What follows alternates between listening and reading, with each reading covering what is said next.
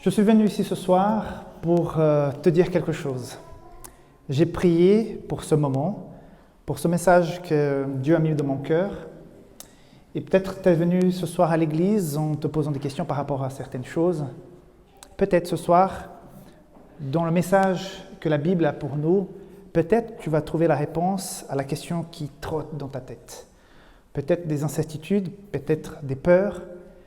Et à chaque fois qu'on consulte la parole de Dieu, il y a quelque chose, quand on est ouvert, quand on est prêt à le recevoir, qui peut effectivement répondre à ce besoin et à ce questionnement. C'était un jour très très très chaud. Je devais vendre des livres pour pouvoir payer mon écolage. J'étais étudiant en théologie et comme je ne pouvais pas travailler parce que les études prenaient toute la journée, quand c'était l'été, il fallait vraiment foncer. Depuis le premier jour de vacances, il fallait partir à quelque part dans une ville, pouvoir vendre des livres porte à porte pour pouvoir en quelques jours, en quelques semaines, trouver l'argent pour payer le semestre suivant. Il y avait toujours cette pression que si jamais on n'arrivait pas en quelques semaines à trouver l'argent pour le semestre, on ne pouvait pas rentrer à l'école. Donc vous imaginez quand on finissait les études, on finissait les derniers examens et on était à quelque part soulagé d'avoir fini un semestre, il y avait cette tension. Encore 2-3 semaines, je devais vendre suffisamment pour payer un semestre. C'était chaud. Et il faisait très chaud. C'était un après-midi et puis j'ai décidé d'aller dans un village. Je me suis dit, dans les villages, il y a très personnes qui font de porte à porte. Je pense que je vais pouvoir trouver plus facilement des clients. Et je vais dans ce village. Je prends un car qui m'amène pendant presque 45 minutes, mais c'était paumé de chez paumé. Une chaleur. Et je commençais donc à frapper des portes. Et ce jour-là, niette. Que des gens qui me disaient non, non, des portes qui étaient fermées. Je ne suis pas du genre à me décourager rapidement. J'ai cette tendance à insister. Alors, si c'est de la volonté de Dieu, il y a quelque chose qui va se passer, on y va. Mais je peux vous dire qu'après 3 heures et demie, j'avais rien vendu. Rien. Là, franchement, il y a eu un début de découragement en disant « Rickson, tu t'es vraiment trompé, quoi. Dans les petits villages, il ne faut pas y aller. Tu es aux mauvaises adresses. Pars vite d'ici, trouve tout de suite un autre village, une autre ville, rentre en ville, fais quelque chose, mais là, tu perds ton temps. » Et j'hésitais parce que je savais qu'il y avait un car qui partait dans quelques instants pour quitter ce village. Et j'étais déchiré entre le fait de se dire « Tiens, je suis venu ici, je ne peux pas rentrer comme ça. » J'ai l'impression que je vis un échec, qu'est-ce que je fais ? Mais en même temps, je me suis dit, non, mais c'est mon choix de ce matin, je n'aurais jamais dû venir ici. Et donc, j'étais tiraillé entre, est-ce que je reste parce que si je suis venu ici, c'est pour vaincre, c'est pour aller jusqu'au bout, ou est-ce que je rentre parce que ma stratégie était mauvaise? Et là, j'ai beaucoup hésité. Et à un moment donné, je me mets derrière un poteau et je dis, Seigneur, j'ai besoin de ton aide. Et au milieu de la rue, comme ça, je m'arrête et je commence à prier. Seigneur, qu'est-ce que je fais? Et là, j'ai eu la certitude que Dieu me disait, écoute, je t'ai envoyé là-bas, reste. Et voilà, je dis, ok, alors je reste. Je commence à nouveau frapper des portes et rien. Je dis, est-ce que je suis au bon endroit? Est-ce que je suis là où tu voulais que je sois? Et finalement, j'arrive dans un garage. Pour ceux qui ont déjà fait du porte-à-porte, quand tu arrives dans un commerce et qu'il y a tous les employés qui travaillent, et surtout le patron quand il est là, il n'a pas envie que quelqu'un de l'extérieur arrive et qui dérange les gens qui travaillent. Mais j'étais tellement désespéré que je me suis dit, allez, on y va, j'essaye tout. Et je me tourne vers un employé et je dis, où est le patron? Parce qu'il faut tout d'abord convaincre le patron. Parce que si le patron est convaincu, après tu as tous les employés avec toi. Et je demande, où est le patron? Et le gars me dit, c'est le gars là-bas. C'était un garage. Il réparait des voitures. Et je m'approche, il y a un monsieur qui a la moitié de son corps dans un moteur comme ça. Presque les jambes en l'air comme ça. Et je dis, monsieur, il me regarde depuis son moteur et dit, quoi? Je suis un étudiant et je suis venu aujourd'hui vous apporter du matériel qui peut changer votre santé. Je vendais des trucs santé. Hein. Il m'a dit, quoi? Je dis, j'ai quelque chose d'important à vous présenter, monsieur. Il sort de là, je me suis dit, il va gueuler comme pas possible. Il me regarde, il dit, mais vous êtes quoi? Je dis, je suis un étudiant de théologie, je suis là pour vous apporter du matériel qui va changer votre vie, votre santé. Il me regarde, je dis, qu'est-ce qu'il va dire, quoi? Il dit, suivez-moi. Il était plein de graisse, quoi. Il était tout noir. On rentre dans son bureau. Bon, il appelait ça bureau, hein, mais franchement, tout était sale, quoi. Il va se laver les mains, il s'assied, il dit « Asseyez-vous », je m'assieds. « Alors, qu'est-ce que vous avez à me dire ?» Et là, je sors mon prospectus, et j'ai mon speech, et j'explique les choses et tout, mes bouquins, machin. Et à la fin, il me regarde, il me dit « Tu sais, il y a plusieurs années, il y a un gars comme toi qui est passé ici. Et il m'a vendu un livre qui m'a vraiment énormément aidé. Et je ne crois que à ce livre. Ce que vous vendez là, ça ne m'intéresse pas. » Comme ça, j'ai eu un froid, je dis, mais c'est nul, quoi. J'ai perdu mon temps. Et là, tout à coup, je dis, mais il est où ce livre? Et puis il se tourne et il ouvre un tiroir, un livre sans couverture, mais vieux de chez vieux, et il met sur la table. Je n'arrive pas à voir le titre. Et je dis, mais ça s'appelle comment? Il dit, Tragédie des siècles. Je dis, Tragédie des siècles?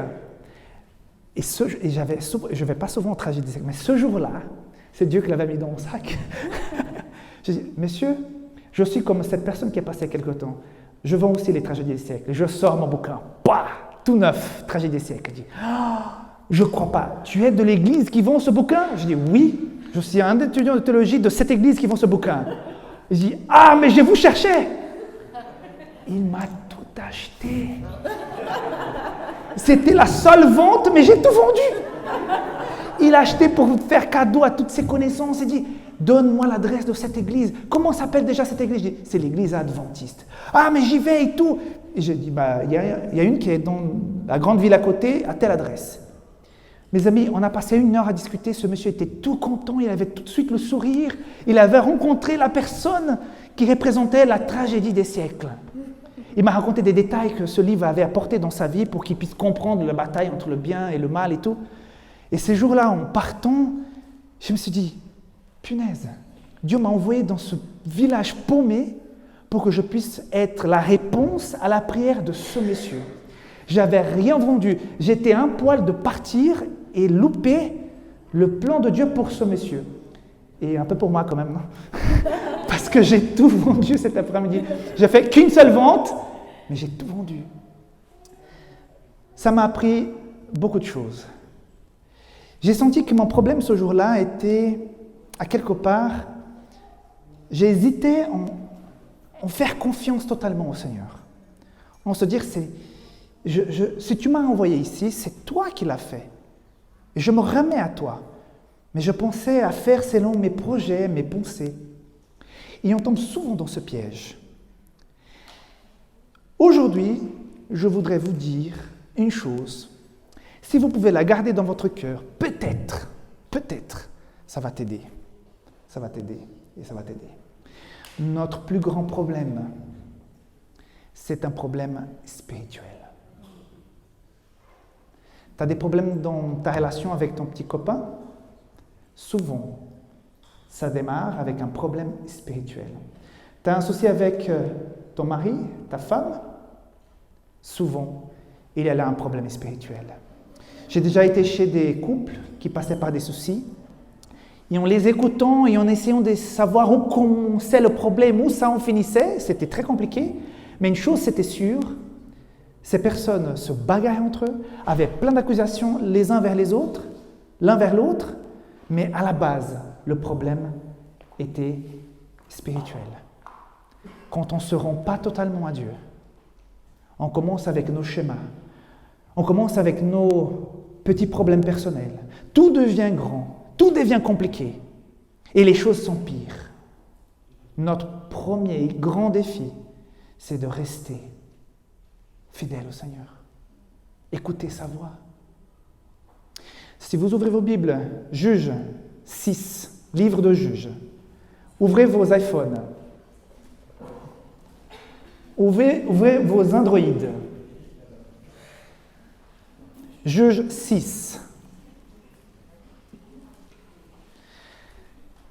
C'est un culte pour étudier la Bible. Il faut apporter sa Bible. Il faut ouvrir vos applications.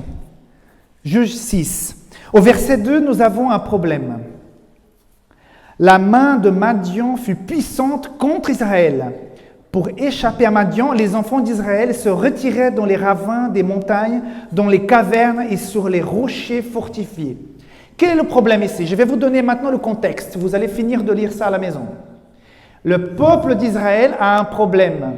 Ils sont en train de se cacher. Ils se sentent humiliés. Ils s'enfuient. Pourquoi? Parce que quand ils produisent, au moment de la récolte, au moment de récupérer ce qu'ils ont sémé, Madian arrive, il rase tout. Ils venaient avec leurs chameaux, avec leurs soldats. Ils prenaient les céréales, ils prenaient les animaux, tout. Les gens, s'ils voulaient avoir un peu de nourriture, il fallait vite faire la récolte et cacher un petit peu. Autrement, il y avait la famine. Imaginez, tu travailles tout le mois, tu prends ton salaire, tu es tout content. Disons que tu vas à la banque, tu prends ton salaire et sur la route vers la maison, il y a quelqu'un qui te dit « passe-moi l'argent ». Soit l'argent, soit la vie. Et là, tu vois que tout ce que tu as fait pendant le mois, quelqu'un d'autre te le pique. Une fois, j'ai eu un couteau sur mon dos. La personne m'a demandé de passer tout ce que j'avais et je me sentais bête. Il y avait un couteau et je ne pouvais rien faire. Et j'ai dû tout donner. Tout. Après, tu te dis, mais pourquoi? Comment? Tu te sens perdu. Et là, c'est le problème que le peuple d'Israël il a. Il travaille et tout à coup, quelqu'un qui vient et qui prend tout. Et ça, mes amis, c'était pas 1 mois, c'était pas 2 mois, 7 ans. Pendant 7 ans, le peuple était dans la misère. Parce qu'au moment où ils allaient récolter, les voisins arrivaient, ils prenaient tout. Et c'était les enfants de Dieu, c'était les croyants, c'était les chrétiens. Et puis ils se faisaient piquer. Tu vas me dire, les voisins étaient puissants, les voisins avaient des chameaux, ils avaient des épées, ils étaient plus forts. Non. Si tu regardes le verset numéro 1, tu vas voir où est le problème. Les enfants d'Israël firent ce qui est déplaît à l'Éternel, et l'Éternel les livra entre les mains des Madians pendant 7 ans. C'est ça le problème.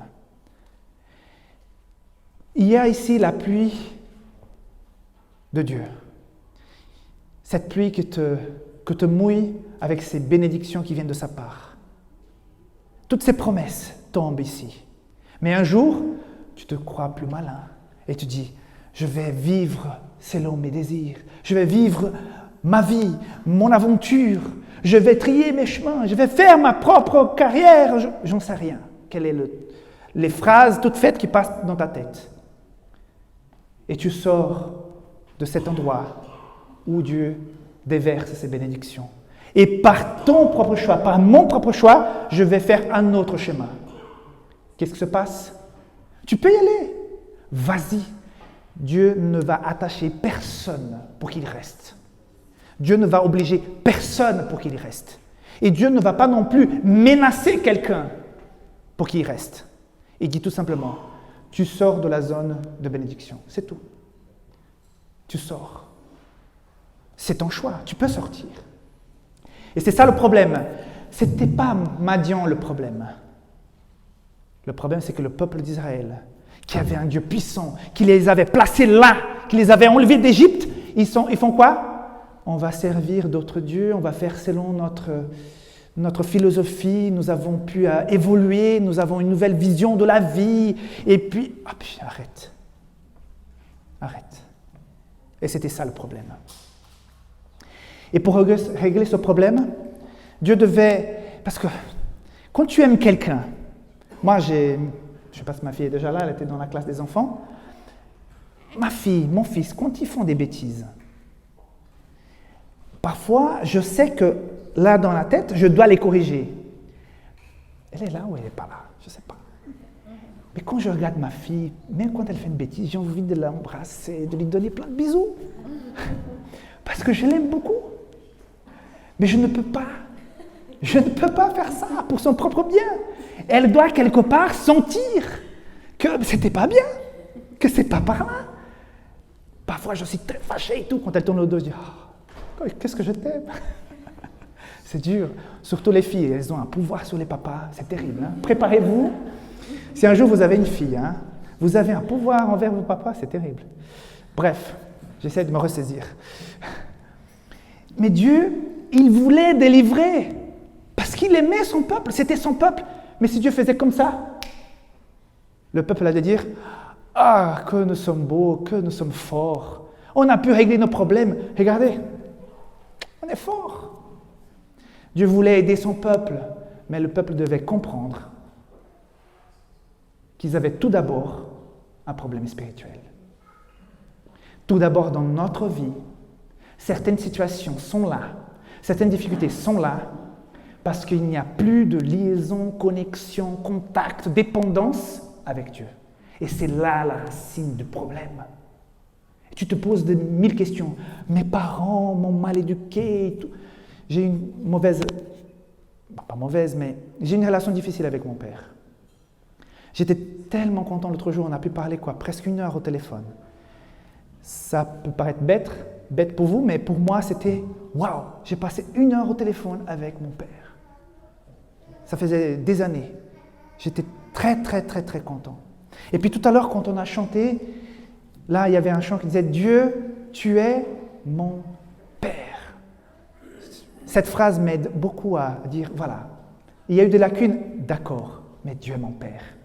Au lieu de faire la victime et dire « Ah, ma maman, mes parents, ma vie, j'ai pas… » Arrête.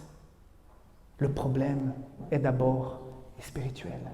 Où est ta dépendance de ce Dieu? Et Dieu, pour régler ce problème, il ne pouvait pas faire comme ça. Il va utiliser les choses parfois qu'on n'attend pas. Il va vers un homme qui s'appelle Gédéon. Vous avez ça dans Juge chapitre 6. Verset 12, l'ange de l'Éternel lui apparut et lui dit, « L'Éternel est avec toi. » Et Gédéon lui dit, « Ah, mon Seigneur, l'Éternel, si l'Éternel était avec nous, pourquoi toutes ces choses nous sont-elles arrivées ?» Vous voyez le schéma de pensée de Gédéon? Si tu es avec moi, si tu es avec nous, pourquoi ça nous arrive?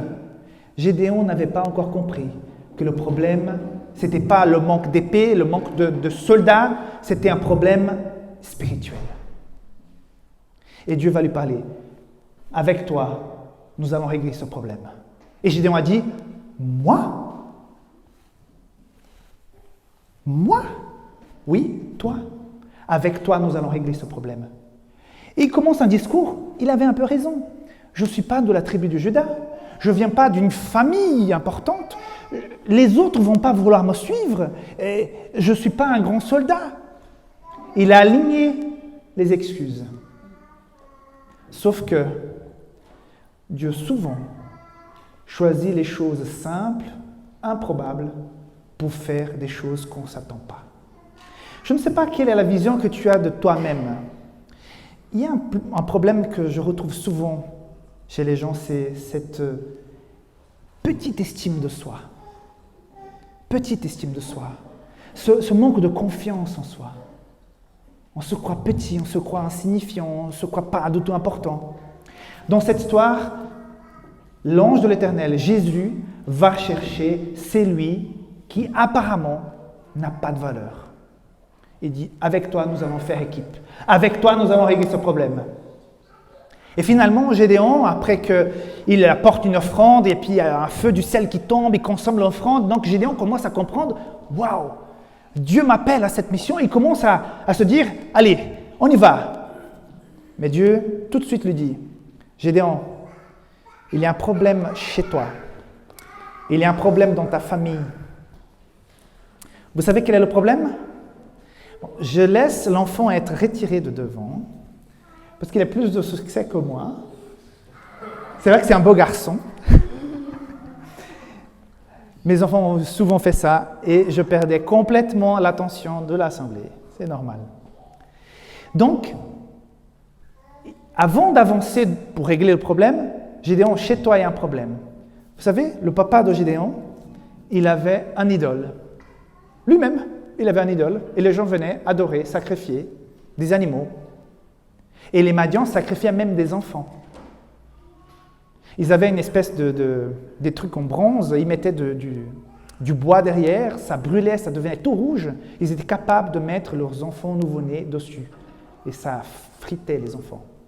C'était horrible, c'était horrible. Si vous lisez la littérature de cette époque, il y avait des choses horribles. Et Israël commençait à adorer ces genres de dieux. Et Dieu a dit, le problème ici est spirituel. Il a dit, Gédéon, il faut enlever ça. Et si tu continues à lire dans le chapitre 6, Gédéon, qui a quand même eu le courage de prendre les choses en main, mais il a fait quand même la nuit. À partir du verset 25, dans la même nuit, l'Éternel dit à Gédéon, « Prends le jeune taureau de ton père et un second taureau de 7 ans, renverse l'autel de Baal qui est à ton père et abat le pied sacré qui est dessus. » Gédéon, je voudrais régler ce problème. Mais il ne faut pas que le peuple pense que c'est grâce à ce Dieu qui est chez toi, chez ton père, que cette délivrance va avoir lieu. Parce que le problème est tout d'abord quoi ? Le problème est tout d'abord spirituel. Le problème est tout d'abord spirituel. Donc Gédéon a ce courage, il abat l'autel de Baal. Le lendemain, les gens voulaient faire quoi ? Ils étaient tous contents, ils chantaient Alléluia ? Non, ils voulaient tuer Gédéon. Ils voulaient le... Pourquoi ? Il a enlevé ce Dieu qui est notre Dieu, qui nous bénit. Et là, la situation se retourne. Et tout à coup, les gens comprennent que Dieu est avec Gédéon. Et au début du chapitre 7, Gédéon se lève et dit, « Allez, on y va. On en a assez de Madian. C'est fini cette histoire de se faire voler tous les mois. C'est fini. Allez, tous les braves, avec moi. Tous les courageux, avec moi. Levez-vous. » Là, il était emballé, quoi. Tu sais combien de personnes sont parties avec lui ? 32 000 vaillants soldats. Là, vous pouvez dire « Amen ». Non, ne dites pas « Amen » trop vite.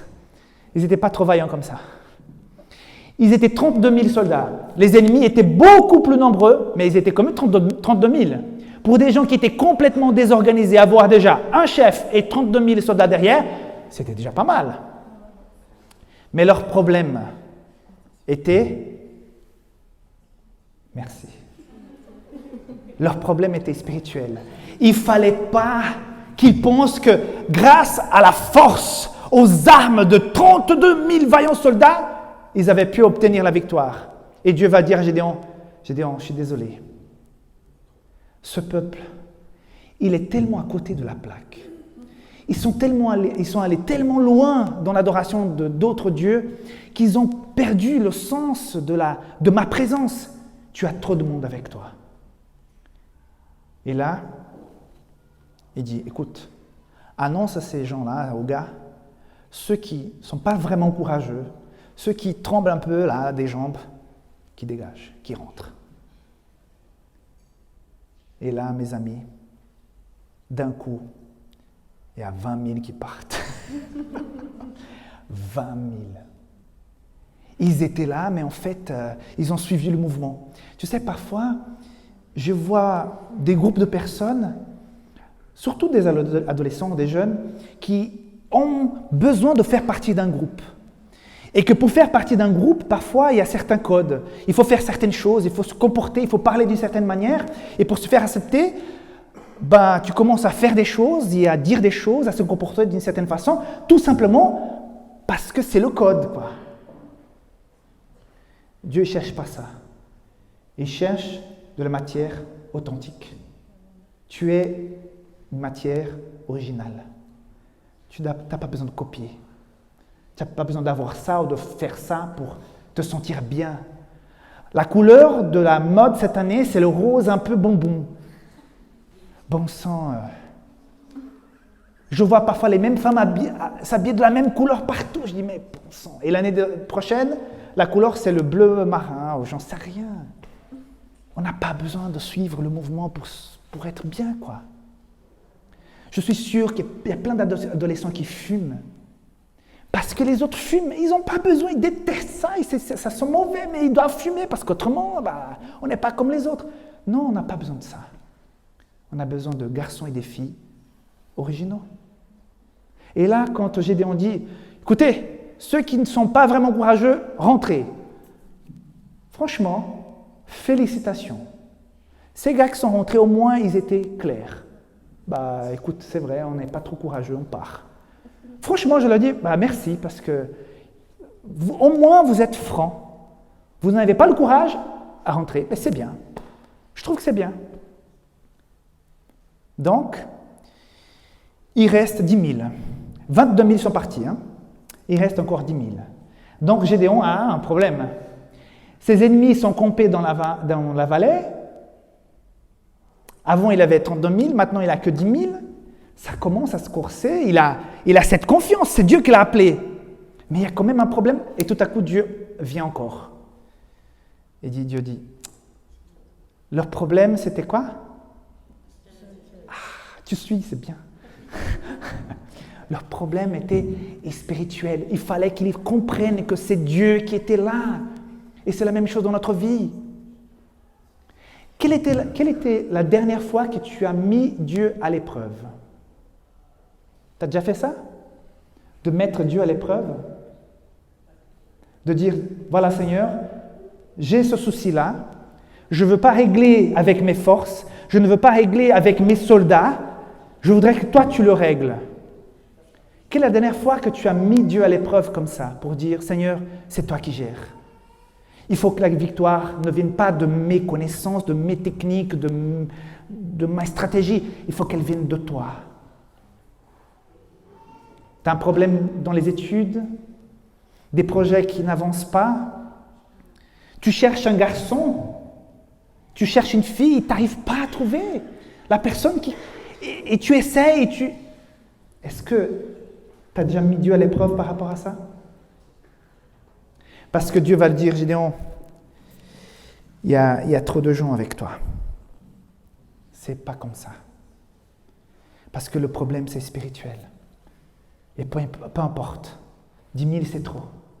Il a dit, écoute, dis aux gens de se préparer à la bataille et qu'ils passent par ce fleuve. Et après, je te dirai. Et en passant par le fleuve, il y avait ceux qui étaient tellement assoiffés qui se lançaient dans l'eau, qui rentraient dedans, qui se baissaient, et ils n'avaient pas de verre, hein, qui se baissaient pour boire l'eau directement dans la rivière. Mais il y avait certains qui étaient tellement convaincus qu'ils en avaient marre de souffrir. Ils voulaient s'en débarrasser de ces Madianites. Ils avaient la conviction que Dieu était avec eux. Vous savez comment ils ont fait? En passant, en courant, ils ont juste pris l'eau comme ça. Parce qu'ils avaient un focus. Ils avaient un objectif. Ils n'étaient pas là pour chercher leur propre plaisir. Ils allaient se battre. Ils risquaient leur vie. Ils n'avaient pas le temps. Donc, ils prenaient l'eau comme ça. Combien ont fait ça? 301. On oublie de compter Gédéon. Hein? 301 ont fait ça. 301. Et c'est là le problème. Le titre de ce message, c'est le problème des 9700. Le problème des 9700. Je ne sais pas si tu souffres de ce syndrome de 9700. Est-ce que tu souffres de ce syndrome de 9700? Est-ce que toi, tu souffres de ce syndrome? Il est très dangereux. Il est très dangereux. Vous savez pourquoi? Ces 9700, quand il y a eu l'annonce, allez, rentrez ceux qui n'ont pas le courage, 22 000 ont le courage de dire, écoutez, mes amis, on n'est pas assez bon, on n'a pas assez de courage, on ne fait pas assez confiance, on rentre. Mais il y a 9700 qui sont restés, mais le cœur n'y était pas. Le cœur n'y était pas. Ouvrez vos Bibles, vos applications, Dans Ésaïe chapitre 1.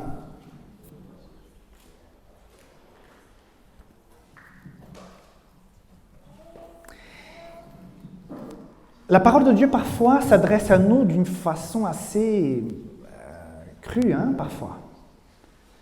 Et Dieu, il est assez cru quand il parle ici. Parfois, nous avons besoin d'entendre certaines choses et c'est bien parfois d'entendre des choses telles comme elles sont. Et à partir de verset 11, Ésaïe chapitre 1, verset 11, il est dit « Que j'ai affaire de la multitude de vos sacrifices, dit l'Éternel. Je suis rassasié des holocaustes de béliers et de la graisse des veaux. Je ne prends point plaisir au sang des taureaux, des brebis et des boucs. Quand vous venez vous présenter devant moi, qui vous demande de souiller mes parvis? Cessez d'apporter de vaines offrandes. Je n'ai horreur de l'encens. Les nouvelles lunes, les sabbats et les assemblées, je ne puis voir le crime s'associer aux solennités. Mon âme haït vos nouvelles lunes et vos fêtes. Elles me sont à charge. Je suis las de les supporter. Quand vous entendez vos mains, je détourne de vous mes yeux. Quand vous multipliez les prières, je ne les écoute pas. Vos mains sont pleines de sang. Waouh! Jésus qui dit à ceux qui viennent au temple, à l'église, dire « Je suis écœuré quand tu viens à l'église. » Waouh! C'est chaud. Dieu qui dit à son peuple « Je suis écœuré quand tu viens à l'église. » Tu sais pourquoi? Il y a la forme, mais il n'y a pas le fond. J'ai la chair de poule quand je dis ça. Il y a la forme, mais il n'y a pas le fond. Et là, ce n'est pas que tu es à la mauvaise adresse, tu as bien fait de venir. Mais Dieu est en train de dire là, même avec vos offrandes, vos fêtes et tout ce que vous faites, il faut plus. Il faut aller jusqu'au bout. Il ne faut pas souffrir de ce syndrome de 9700, où tu fais partie du mouvement, où tu penses que tu es un vaillant, où tu penses que Dieu est avec toi. Mais il manque quelque chose, il manque l'essentiel, il manque le cœur. Il y avait seulement 300 personnes qui étaient là et qui avaient la conviction que Dieu était véritablement dans cette affaire, qui ont fait effectivement confiance à Dieu. Et là, Gédéon les renvoie.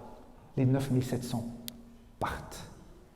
Et maintenant, avec 300 personnes contre une multitude de soldats, si ces 300 arrivaient à gagner, les gens diraient quoi? C'est notre intelligence, c'est notre force? Ils diraient quoi? C'est Dieu. Alors là, c'est pas autre chose, quoi.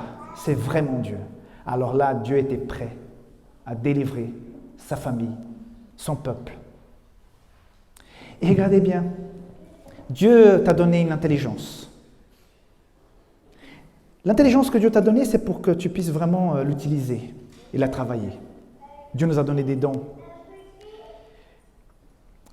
Il y a une chanteuse actuellement qui fait beaucoup de succès. Elle est fille de pasteur, elle chantait à l'église, elle était vraiment, vraiment, vraiment douée, quoi. Je regardais ses vidéos d'avant, quand elle était encore à l'église, qu'elle chantait, j'ai dit « Waouh !» Et aujourd'hui, c'est une star internationale. Une star. Mais elle a pris ses dons, ce que Dieu lui avait donné, et elle l'utilise autrement pour elle. Tu as une pièce unique, tu as des dons, et surtout tu as un cœur. Et tu peux faire des grandes choses, tu te dis « Ah mais je suis personne, je suis rien ». Non. Tu peux être petit, petite, mais tu as un grand Dieu. Et quand nous nous rendons compte que nous avons un grand Dieu, alors là, tu te lèves le matin et tu dis « Waouh, j'ai un grand Dieu. Les défis qui sont devant moi, les incertitudes, je vais les vaincre. Je vais dépasser ça. Parce que Jésus est avec moi. Parce que le Seigneur est avec moi, je ne suis pas seul. Tu as un problème au boulot, tu ne supportes plus tes camarades au travail? Dieu peut t'aider. Tu ne supportes plus les études que tu fais? Dieu peut t'aider. Tu as un problème avec ta femme ça ne correspond plus, vous n'arrivez plus à vous communiquer, Dieu peut t'aider. Ton mari, tu ne le supportes plus, il n'aide plus à la maison, il rentre tard, il ne dit pas où il est allé, ça ne va pas. Dieu peut t'aider. Parce qu'à la racine, le problème, il est quoi? Spirituel. Nous avons besoin d'une plus grande dépendance de Dieu pour que Dieu puisse de façon grande se manifester dans notre vie. Ça ne rigole pas, mes amis.